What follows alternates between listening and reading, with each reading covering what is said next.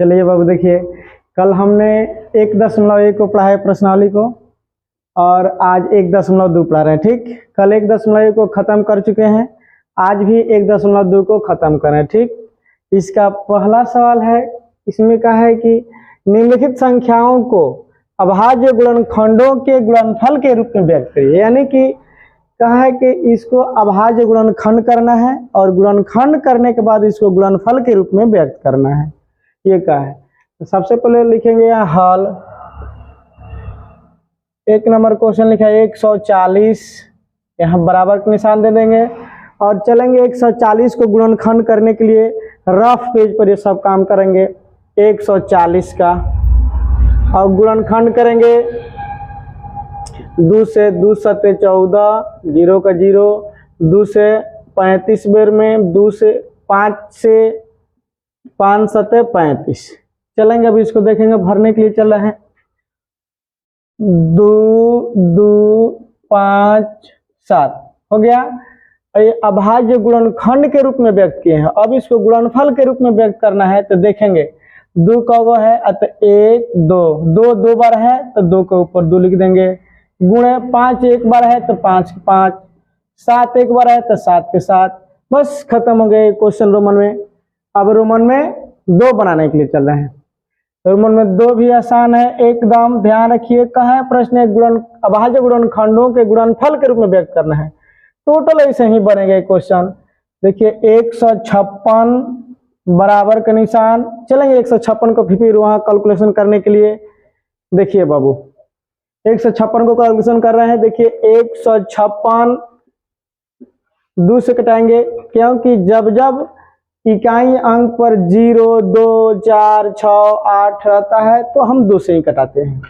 2 से 2 सत्ते 14, 1 बचा तो 2 अठे 16, 2 से 2 तिहाई 6, 1 बचा तो 2 नवा 18, 3 से 3 एकम 3, 3 त्रिका 9, यानी कि 2 2 3 13। यहाँ भरेंगे आकर के 2 गुणे 2 गुणे 3 गुणे 13। अब देखेंगे कौन अंक कितना बार आया है। 2 आया है 2 बार तो 2 के ऊपर 2, 3 आया है 1 बार तो 3 का 3, 13 भी आया 1 बार तो 13 का 13 हो गया। अब ऐसे ही चलेंगे रोमन में 3 बनाने के लिए क्वेश्चन बाबू। रोमन में 3 बना रहे हैं, ध्यान से देखिए। रोमन में 3 बनाने के लिए चल रहे हैं बाबू। देखिए 38 2 5। ध्यान रखना है कि देखेंगे कैसे कटाएं। जब 5 आए लास्ट में विषम है तो यानी कि विषम में से कटेगा, 3 से कटेगा, 5 से कटेगा, 7 से कटेगा, 9 से कटेगा। तो सबसे पहले 3 को देखते हैं, छोटा अंक को देखते हैं। 3 एकम 3, 3 दूना 6, इसमें से 2 बचा, ये 22 हुआ। 3 सत्ते 21, 1 बचा, यानी कि 3 से कटेगा। 3 एकम 3, 3 दूना 6, ये 6 8 है, 2 बचा 3 में गए तो 22 हो गया। 3 से 3 सत्ते 21, 1 बचा, 3 पचे 15। फिर 3 से चलते हैं, 3 चौका 12, 3 दूनी 6, 1 बचा तो 3 पचे 15। फिर 3 से देखते हैं, 3 से 3 एकम 3, 1 बचा तो 3 चौका 12, लेकिन फिर नहीं कटेगा तो 5 से काटेंगे। 5 से 5 8 40, 2 बचा तो 50 25। फिर 5 से काटेंगे, 5 एकम 5, 3 बचा तो 5 सत्ते 35। बस लास्ट हो गया। चलेंगे देखेंगे, लिखेंगे बाबू 38 25 बराबर का निशान। अब जो गुणनखंड किए सब रफ पेज पर ही काम करने, ध्यान होना चाहिए बाबू कि ये सब रफ पेज पर करना है और रफ पेज पर करके लिया के यहाँ सजाना है। 3 3 5 5 17। अब देखेंगे कि इसमें कौन अंक कितना बार आया है। 3 1 2 बार आया है तो 3 के ऊपर 2 पावर, 5 2 बार आया है तो 5 के ऊपर 2 गुणे 17 एक बार आया तो 17 एक बार। कंप्लीट। चलिए बाबू अब हम रोमन में 4 को बना रहे हैं। ठीक, देखिए इसको मिटा रहे हैं। रोमन में 4 लिखा है 5 0 5। गुणनखंड करते हैं 5 से 5 एकम 5 00 5 एकम 5। ठीक, फिर 5 के पड़ा में 7 से देखेंगे, 7 के पढ़ा में 7 एकम 7, 3 बचा, 7 एकम 7, 3 इसमें बचा तो ये 30 हो गया। 7 के पढ़ा में 7 चौका 28, इसमें से 2 बचा तो 7 त्रिका 21। फिर देखेंगे बाबू 7 के बाद से 3 7 11 से 11 एकम 11, इसमें से 4 बचता 11 तिया 33। ठीक, लिखिए देखिए इधर रोमन में 4 है बाबू। 5 0 0 5 बराबर 5 7 11 13। अब इसमें किसी भी अंक का बाबू कोई भी अंक डबल नहीं है जिसको पावर लिखा जाए, ये सिर्फ सिंगल सिंगल है, तो बस आंसर इसका नहीं हो गया। ठीक, अब चलिए बाबू 4 नंबर रोमन में 4 को, रोमन में 4 हो गया, रोमन में 5 को बनाने के लिए चलिए बाबू अब रोमन में 5 को लिखते हैं। रोमन 5 खोल कर रहे हैं 74 29 बराबर, चलिए 74 29 को गुणनखंड करते हैं इधर। 74 29 17 से करेंगे, ध्यान रखिए बाबू 17 से, 17 चौका 64, इसमें से 6 बचा तो ये 62 हो गया, तो 17 तिया 51, इसमें से 11 बचा तो ये हो गया 119। तो 17 के पढ़ा में 119, 17 के पढ़ा में 119 7 बेर में आता है। फिर चलेंगे आगे, उसके बाद से देखेंगे 11 के पढ़ा में 11 के पढ़ा में 11 तिया 33, इसमें से 5 बचाते हो गया 57, 11 तिया 33, तो इसमें से बचा 17, इससे नहीं कटेगा, 19 से कटेगा, 19 तिया ज्यादा 19 दूना 38, इसमें से बचा 5, तो इसमें गया तो हो गया 19 तिया 57। बस हो गया बाबू। थोड़ा सा अंक कठिन है, आप लोगों को भी कैलकुलेशन करने में आसान गजन होगा। देखिए 17 19 23 ये सब विषम ही है, इसलिए काटने में भी डाइवर्ट करने में गजन हो रहा है। 17 19 23 बस ये इतना ही तक हो गया, क्योंकि इसका भी कोई अंक नहीं है जिसके पावर लिखा जाए। बस ये आंसर कंप्लीट हो गया। चलिए बाबू क्वेश्चन नंबर 2 को हम पढ़ा रहे हैं। देखिए लिखा है कि पूर्णांकों के निम्नलिखित युग्मों के एचसीएफ और एलसीएम ज्ञात कीजिए तथा इसकी जांच कीजिए कि दो संख्या गुणनफल बराबर एचसीएफ गुणा एलसीएम होता है। ठीक, चलिए अब इसको हल कर रहे हैं हम। हल 26 बराबर 91 बराबर 26 को तुरेंगे बाबू 13 दूना 26 गुण 1, 13 सते 91 गुण 1। अब हम एचसीएफ निकालेंगे तो एचसीएफ बराबर जो ऐसा अंक हो जो दोनों समूह में वही हमारा एचसीएफ होता है। तो दोनों समूह हमारा एचसीएफ है क्या, तो दोनों समूह में मिला है 13, तो 13 हमारा एचसीएफ हो गया। एलसीएम में बाबू एक एचसीएफ का लिख लिया जाता है, उसके बाद से देखा जाता है जो बचा रहता है वो सब एलसीएम में लिखा जाता है। यानी कि ये सेट है, यह 13 जब इसमें आ गया है तो एक आंसर 13 लिख दिए इधर। बाकी बचा 2 7, तो 2 सते 14। अब इसमें गुणा करेंगे 14 तो यहाँ 42 के 2 हाथ में बचा 4, 14 कम 14 4 18 182। अब हमारा एचसीएफ और एलसीएम निकल गया, लेकिन सवाल में कहा है कि जांच कीजिए कि दो संख्याओं का गुणनफल बराबर एचसीएफ गुणा एलसीएम हो रहा है। तो हम जांच करते हैं। जांच दो संख्याओं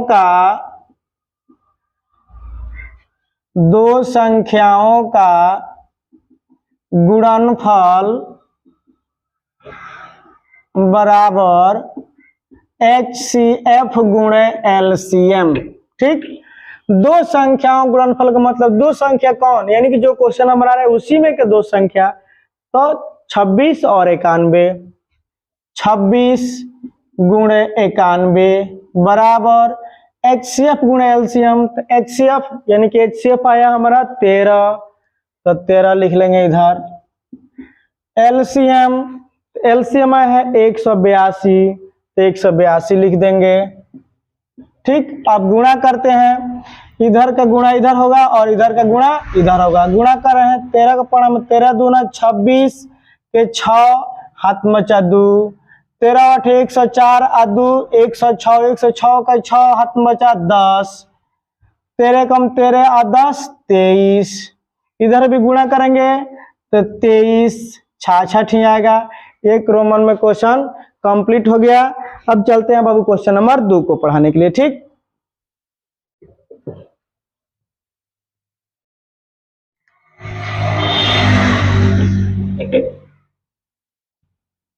क्वेश्चन नंबर 2 देखिए बाबू, लिखा है कि क्वेश्चन नंबर 2 में 510 और 92, 510 को चलते हैं लिखने के लिए, हम गुणनखंड करते हैं 510, 5 से बाबू 5 जगह 5, 5 दूना 10, 2 से 2 पचे 10, 2 एकम 2, 3 से 3 एकम 3, 3 सते 21, यहाँ भरेंगे 5 गुणे 2 गुणे 3 गुणे 17।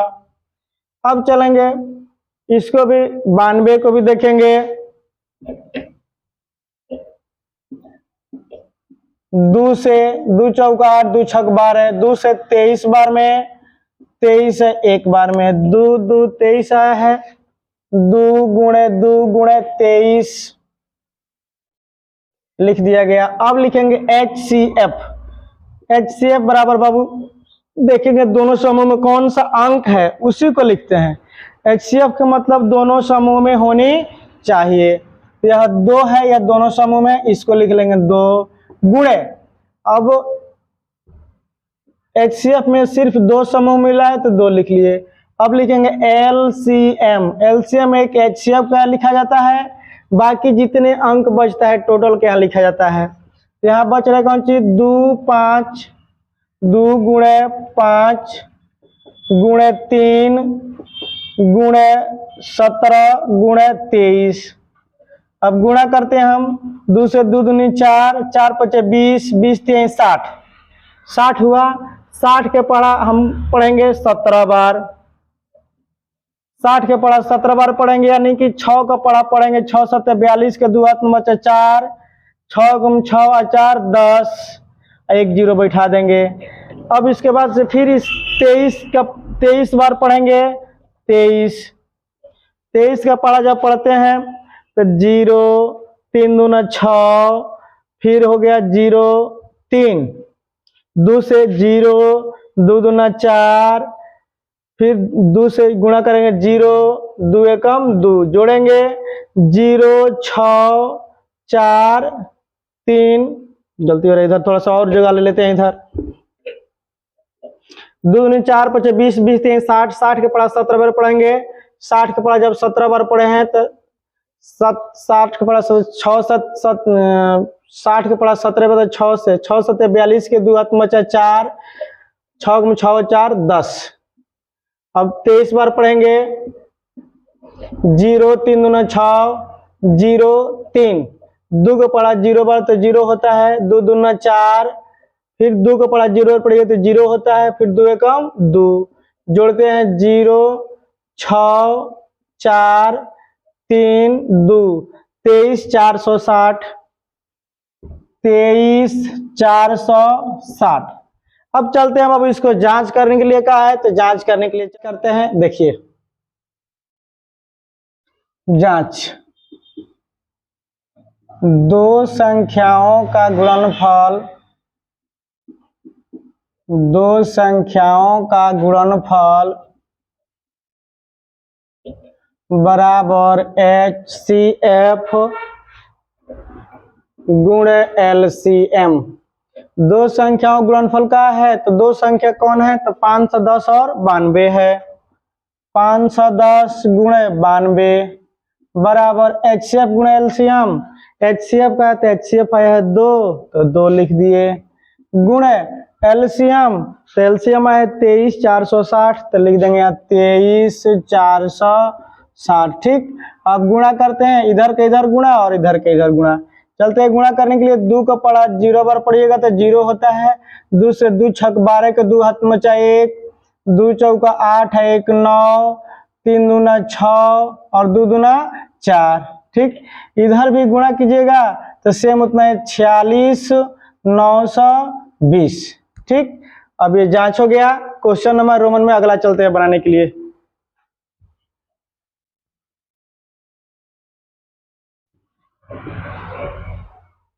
क्वेश्चन नंबर 3 बाबू देखिए,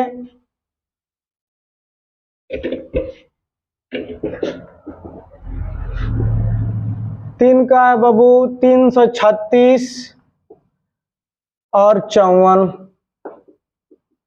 336 को चलते हैं गुणनखंड करके लिखने के लिए बाबू, 336 का 2 से 2 एकम 2, 2 छक 12, 2 अठे 16, 2 से 2 अठे 16, 2 चौका 8, 2 से 2 दूनी 4, 2 चौका 8 और 2 दूनी 4, 2 से 21 बार में 3 से 3 सते 21, 1 2 3 4,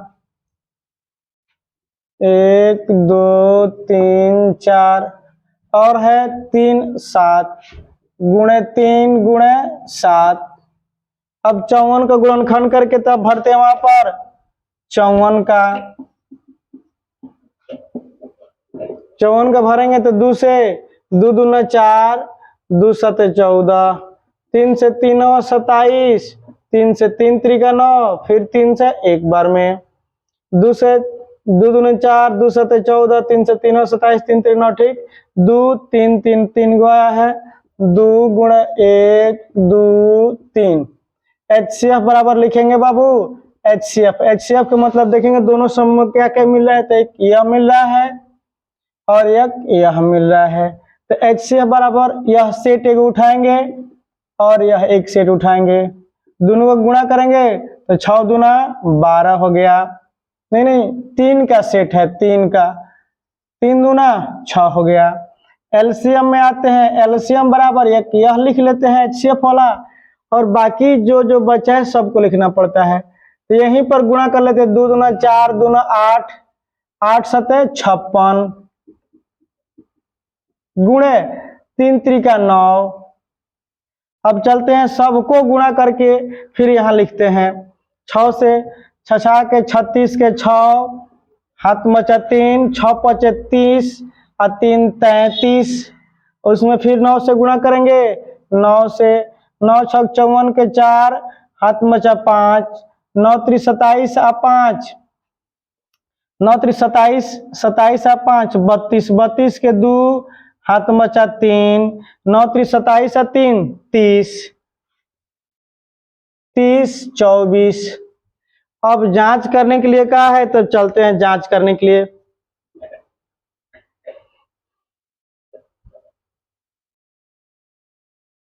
चलिए बाबू देखिए जांच करने के लिए चल रहा है, लिखा है यहां लिखेंगे जांच, दो संख्याओं का गुणनफल, दो संख्याओं का गुणनफल बराबर HCF गुणे LCM। दो संख्या कौन है, तो एक 336 है गुणे 54 बराबर HCF कितना 6 गुणे LCM है 30 24 लिखा है 30 24। अब दोनों को दोनों तरफ गुणा करेंगे, 6 से 6 चौका 24 के 4 हाथ मचा 2, 6 दूनी 12 और 2 14 के 4 हाथ मचा 1, 6 ऊपर 0 बार तो 0 होता है तो 1 लिख दिया जाता है यहाँ पर, और 6 3 18, 18 144 इधर भी आएगा 18 144, 18 144, 18 144। बाबू क्वेश्चन नंबर रोमन में 3 भी कंप्लीट हो गया। अब इस पर आप लोगों को प्रैक्टिस क्वेश्चन का दे रहे हैं, ठीक। चलिए बाबू आप लोगों को बोले थे कि कुछ हम प्रैक्टिस देने के लिए, तो यहाँ प्रैक्टिस दिया है कि लिखा है कि दो संख्याओं का अभाज्य गुणनखंडों के गुणनफल के रूप में व्यक्त कीजिए। आप लोगों को अभी जस्ट बताए थे, उस पर HW है, प्रैक्टिस कीजिए और आप लोग इसको बनाइएगा, ठीक। अगर ये नहीं बनेगा तो आप लोग कमेंट में बताइएगा, हम उसको सॉल्यूशन करके आप लोग कमेंट में फिर रिप्लाई कर देंगे, ठीक। अब इसके बाद जस्ट अगला नंबर प्रश्न 3 नंबर है उसको बनाते हैं, ठीक। चलिए बाबू क्वेश्चन नंबर 3 को सॉल्व करते हैं। देखिए कहा है कि अभाज्य गुणनखंड विधि द्वारा निम्नलिखित पूर्णांकों के HCF और LCM ज्ञात कीजिए, ठीक। HCF भी ज्ञात करने की 2 विधि है और LCM भी ज्ञात करने की 2 विधि है, लेकिन यह विधि कहा है गुणनखंड विधि। HCF भी ज्ञात करने की 2 विधि होती है, एक भाग विधि और एक गुणनखंड विधि। LCM भी 2 विधि होता है, एक गुणनखंड विधि और एक भाग विधि, लेकिन इसमें कहा है गुणनखंड विधि। तो गुणनखंड विधि देखिए बाबू, इस गुणनखंड विधि किसे कहते हैं उसको हल करते हैं, देखिए बताते हैं। 12 15 21 इसको हल करेंगे, तूर करके यहाँ भरेंगे, इसी को गुणनखंड विधि कहा जाता है। देखिए 15 12, 15, 21 को हम चलिए टूर के यहाँ लिखते हैं। 2 से 2 दूना 4 तिहाई 12, 15 का तोड़ेंगे तो 3 पचे 15, 3 से 3 7 21। लिखेंगे HCF। HCF में तीनों समूह में मिलना चाहिए, अब तीनों का समूह हो गया है तो तीनों समूह में देखेंगे क्या मिल रहा है तो 3 मिल रहा है। एलसीएम तो एक एलसीएम लिख लिया जाता है, HCF वाला आंसर एक 3 लिख जाता है, बाकी जो बच रहा है टोटल को लिखना पड़ता है। 2 दूनी 4, 4 पचे 20, 20 सते 140, गुणा करेंगे 14 तिया 42, 0 का 0 हो गया। रोमन नंबर 1 क्वेश्चन खत्म। रोमन में 2 देख रहे हैं बाबू, देखिए रोमन में 2 का है कि 17, 23, 29, 17, 23, 29। 17 किसी के पढ़ा में नहीं आता है तो 17 एकम 17, 23 भी नहीं आता है 23 एकम 23, 29 भी नहीं आता है 29 एकम 29। ठीक, अब उसके बाद से देखेंगे HCF जो किसी में नहीं मिलता है लेकिन एक सब में होता है, तो इसमें कोई ऐसा अंक नहीं है जो मिला है लेकिन एक सब में मिल रहा है, यानी HCF हुआ 1। LCM बराबर 17 गुणे 23 गुणे 29। अब इसको गुणा करेंगे तो 11 39 हो गया। ठीक, रोमन में 2 क्वेश्चन खत्म। अब रोमन में 3 बाबू चलिए इधर बताते हैं।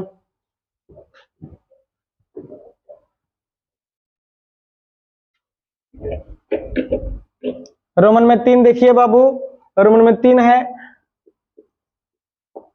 8, 9, 25, 2 दूना 4 दूना 8 गुणे 1, 3 त्रिका 9 गुणे 1, 50 25 गुणे 1। HCF अब देखिए कोई इसमें है कोई मिला है कोई नहीं मिला, यानी कि सब में 1 है तो HCF 1 हो गया।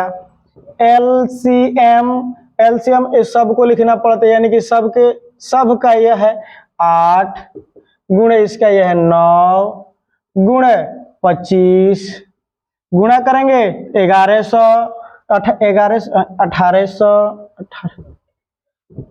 1800 आएगा। हो गया कंप्लीट। रोमन में 3 भी क्वेश्चन खत्म हो गया। अब चलते हैं बाबू क्वेश्चन नंबर 4 को पढ़ाने के लिए। चलिए बाबू क्वेश्चन नंबर 4 को बताने से पहले सूत्र को हम बता रहे हैं, आप लोग समझिए सूत्र को। पहली संख्या गुणे दूसरी संख्या बराबर HCF गुणे LCM। यह सूत्र है, ध्यान रखना है कि पहली संख्या गुणे दूसरी संख्या बराबर HCF गुणे LCM। या ऐसे कहता है कि दो संख्याओं का गुणनफल, यानी कि पहली संख्या और दूसरी संख्या गुणनफल, दो संख्याओं गुणनफल बराबर होता है HCF गुणे LCM।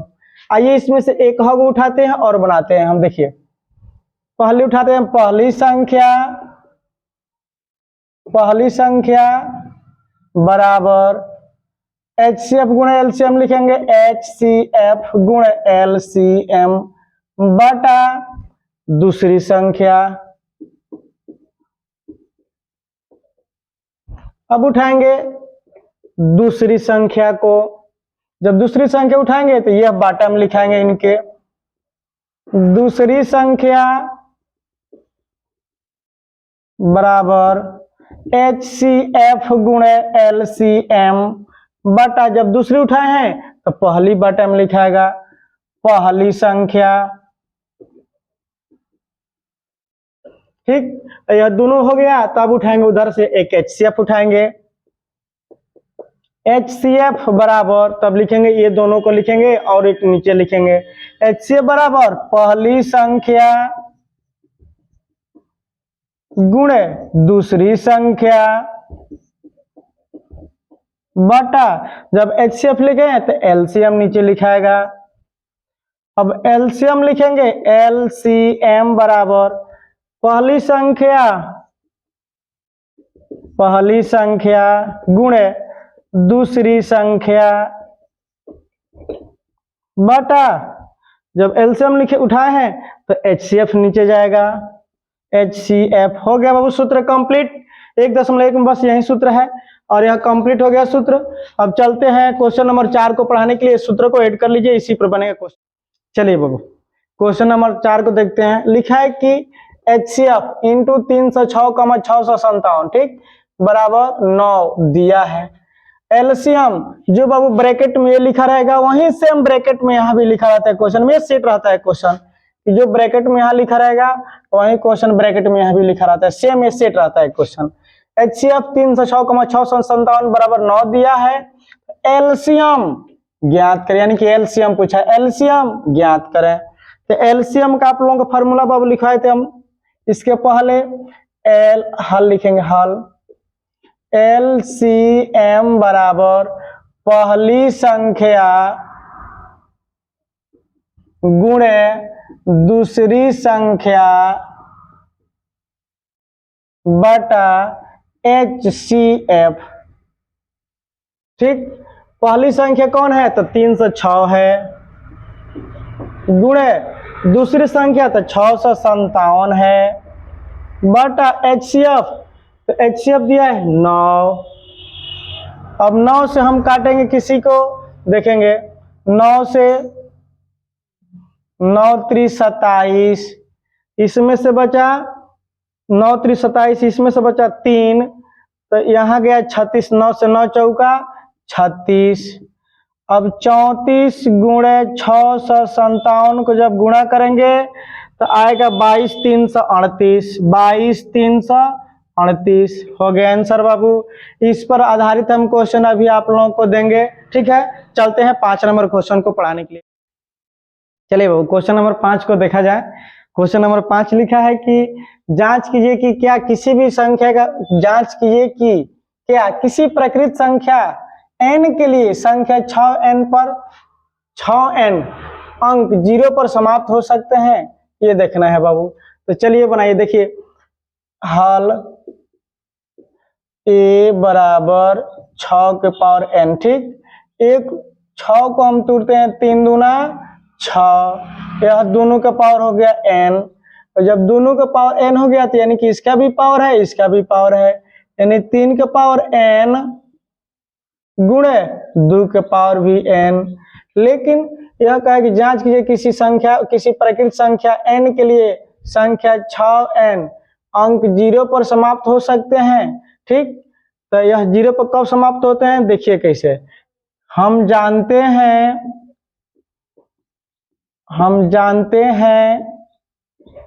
कि किसी भी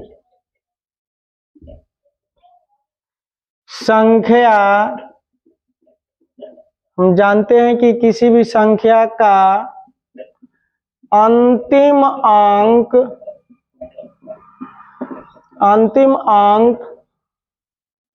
0 पर, अंतिम अंक 0 पर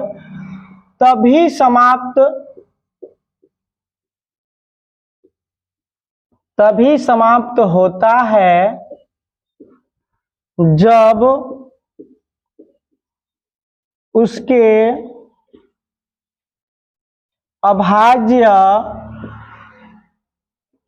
जब उसके अभाज्य गुणनखंड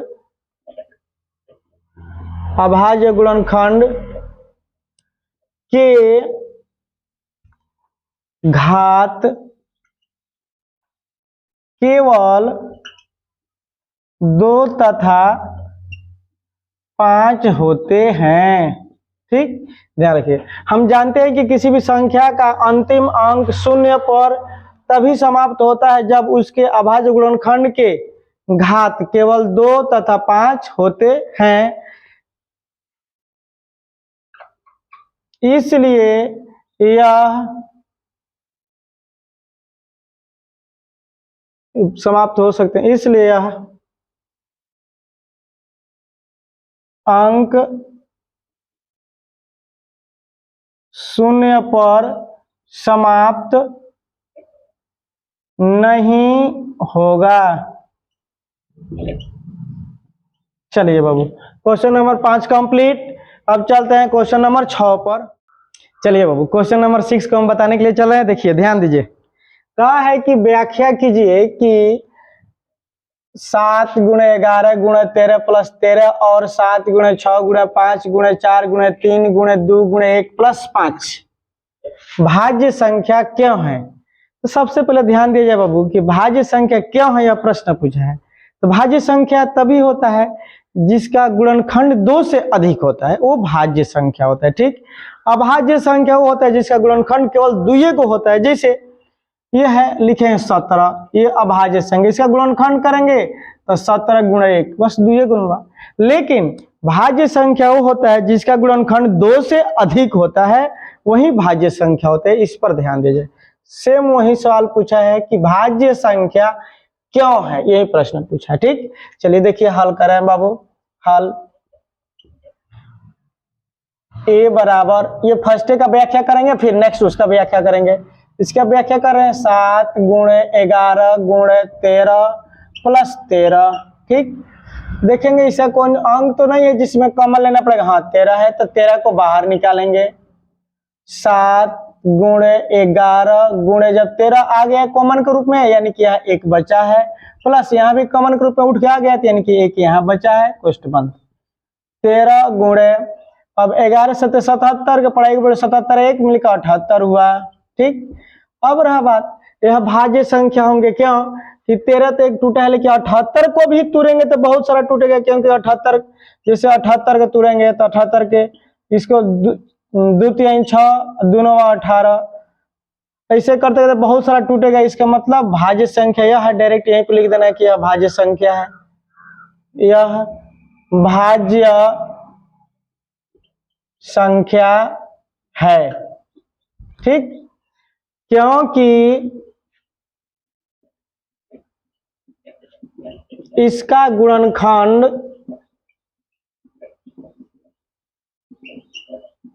2 से अधिक है। मतलब यह है कि इसका गुणनखंड 2 से अधिक है। 13 तो ठीक है, लेकिन जब इसका तोड़ेंगे तो और बढ़ेगा, यानी कि 2 से अधिक। तो भाज्य संख्या वही होती है जिसका गुणनखंड 2 से अधिक होती है। ठीक है बाबू, आइए देखिए अब चलते हैं उसका व्याख्या करने के लिए। इसको मानेंगे b बराबर, लिखा है 7 × 6 × 5 × 4 × 3 × 2 × 1 + 5। इसमें भी सेम देखिए कि बाबू कॉमन लेने वाला कोई अंक है तो 5 है। चलिए 5 को कॉमन ले लिया गया। देखेंगे इधर 7 × 6, अब ये व्याख्या हुआ है, 5 निकल गया तो 1 बचा, × 4 × 3 × 2 × 1 + 1। ठीक, अब ये 5 तो निकल गया, लेकिन गुण है। अब इधर देखेंगे 6 × 7 = 42, 6 × 7 = 42 हो गया, कहीं 42 लिख दिए। अब 4 × 3 = 12, यहाँ तक आगे गुणा में हम तो 42 में 12 से गुणा करें 2 दूना 4, यानी कि 12 दूनी 24 का 4 हाथ मचा 2, और 12 चौको 48 है 2 50। अब यहाँ तक आ गए।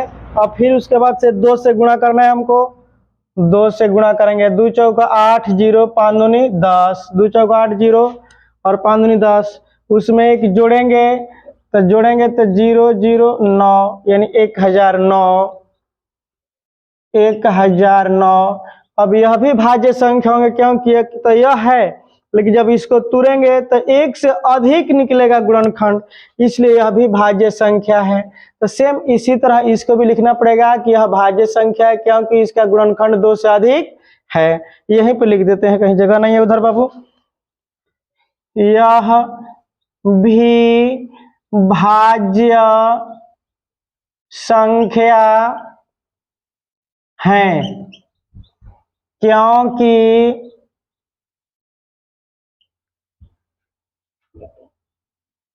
भाज्य संख्या, क्योंकि इसका गुणनखंड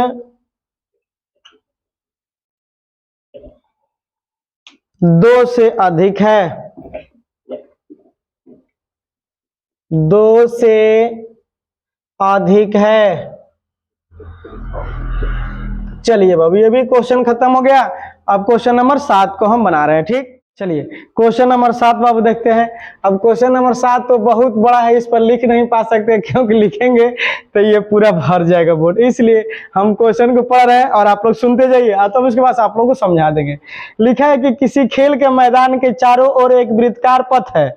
इस मैदान का चक्कर लगाने में सोनिया को 18 मिनट लगते हैं और जबकि इसी मैदान को चक्कर लगाने में रवि को 12 मिनट लगते हैं। मान लीजिए कि वे दोनों एक ही स्थान और एक ही समय पर चलना प्रारंभ करते हैं, तो एक ही दिशा में चलते हैं। कितने समय बाद वे दोनों पुनः स्थान पर मिलेंगे। ठीक, चलिए ध्यान दीजिए बाबू। कह रहा है कि इसमें दो आदमी हैं, जैसे एक रवि है और एक सोनिया है। रवि 12 मिनट लगते हैं और सोनिया को 18 मिनट लगता है। यानी कि एक खेल के मैदान है, यह खेल के मैदान है। इसको अगर रवि चलता है तो यहाँ से इसको चलने में 12 मिनट का समय लगता है। सानिया चलते हैं तो उसको चलने में इसको 18 मिनट लगता है। तो वह कौन सा एक समय, कौन सा एक स्थान होगा जब ये दोनों आदमी मिलेंगे? तो इसको एलसीएम बनाना है। इसी पर आधारित एक सवाल था जिसका हम एचसीएफ बनाए और इसको एलसीएम बनाना होगा। एलसीएम इसलिए बनाएंगे बाबू क्योंकि जब हम एलसीएम निकालते हैं, जैसे 8 और 6 का एलसीएम निकालते हैं हम, तो एक ऐसा इसका अंक आता है जो ये दोनों जाकर मिलता है एक जगह पर। जैसे कि 2 से 2 चौका 8, 2 3 6, 4 दूनी 8, 8 3 24। यानी कि 24 एक ऐसा अंक है जहां ये 8 भी जाकर मिलता है, 6 भी जाकर मिलता है। यानी कि 8 3 24 और 6 चौका 24। इसलिए इस सवाल में हमको एलसीएम निकालना पड़ेगा। इस सवाल पर एलसीएम इसलिए निकाला जा रहा है बाबू कि यह दोनों अंक ऐसा कौन होगा जहां जाकर मिलेगा। यानी कि एक सोनिया एक रवि है। तो चलिए, और ये लोग दोनों आदमी कहां जाकर के मिलेंगे, तो इसका एलसीएम निकालना होगा। चलिए, तो रवि का है 12 और सोनिया का है 18। ठीक, दोनों का एलसीएम निकालेंगे 12 और 18। आप लोग तो एलसीएम बचपने से पढ़े होंगे तो इसमें समझाने की कोई बात नहीं है, लेकिन देख लीजिए हमारा काम है समझा देना। 2 से 2 6 12 और 12 18 2 9 18। 3 से 3 दूना 6 और 3 त्रिका 9। 2 3 2 3 2 3 2 3 3 दूनी 6 दूनी 12 12 3 36। यानी कि 36 एक ऐसा अंक होगा जहां ये लोग दोनों आदमी जाकर के मिलेंगे। ठीक, चलिए लिख भी देते हैं। सोनिया लिखा है कि सानिया, तनी हम भी देख लें। सोनिया ठीक है, सोनिया लिखा है। सोनिया और रवि पुनः 36 मिनट बाद प्रारंभिक स्थान पर मिलेंगे। चलिए बाबू, अब तो प्रश्नावली 1.2 को हम खत्म कर चुके। अब इसका प्रैक्टिस आप लोगों को दे रहे हैं। ठीक, आप लोग प्रैक्टिस कर लीजिएगा और प्रैक्टिस में जो भी आपको डाउट हो आप लोग बेहिचक आप लोग कमेंट कीजिए और हम उस कमेंट को रिप्लाई तुरंत करेंगे बना करके। ठीक, चलिए बाबू चलते हैं एचडब्ल्यू देने के लिए। चलिए बाबू, आप लोग बोले थे प्रैक्टिस देने के लिए, तो देखिए बाबू प्रैक्टिस क्वेश्चन ये दिए हैं 1 2 3 4 5 6 प्रैक्टिस क्वेश्चन दिए हैं। इस क्वेश्चन को आप लोग सॉल्व कीजिएगा। ठीक, और अब 1.3 नेक्स्ट अगले दिन हम पढ़ाएंगे। तब तक आप लोग इसको बनाइएगा और बनाने के बाद से जो आप लोगों को दिक्कत होगा तो आप लोग कमेंट में कीजिए। ठीक, और हमारे चैनल को लाइक एंड सब्सक्राइब कीजिएगा तथा शेयर कीजिएगा। ठीक, चलिए बाबू, आप लोग बोले थे कि हम प्रैक्टिस सेट देने के लिए, देखिए प्रैक्टिस में ये क्वेश्चन दिए हैं। देखिए, अभाज्य गुणनखंड विधि द्वारा निम्नलिखित पूर्णांकों का एचसीएफ और एलसीएम ज्ञात कीजिए। यहाँ से यहाँ तक 5 प्रश्न है, इसको हल करना है। फिर लिखे हैं कि 2 संख्याओं का गुणनफल एचसीएफ और एलसीएम है। ठीक है, ये भी आप लोग इस पर आधारित सवाल पढ़ाए हैं। निचला है ये लास्ट वाला, इस पर भी आधारित प्रश्न पढ़ाए हैं। और इसके बाद मैं फिर और एचडब्ल्यू आप लोग दे रहे हैं, तब तक इसको ऐड कर लीजिए।